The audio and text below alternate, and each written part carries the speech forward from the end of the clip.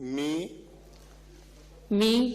सुनेत्रा अजित पवार गांभीर्यपूर्वक प्रतिज्ञा करते की कायद्याद्वारे स्थापित झाले आहे अशा भारताच्या संविधानाबद्दल मी खरी श्रद्धा व निष्ठा बाळगीन।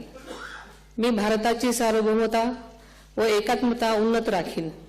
मी महाराष्ट्र राज्याची उपमुख्यमंत्री म्हणून माझी कामे निष्ठापूर्वक व ससद्विवेक बुद्धीने पार पाडेन आणि संविधान व कायदा यानुसार सर्व तऱ्हेच्या लोकांना मी गांभीर्यपणे व निपक्षपातीपणे तसेच कोणाच्याही विषयी ममत्वभाव किंवा आकस न बाळगता न्याय वागणूक देईन।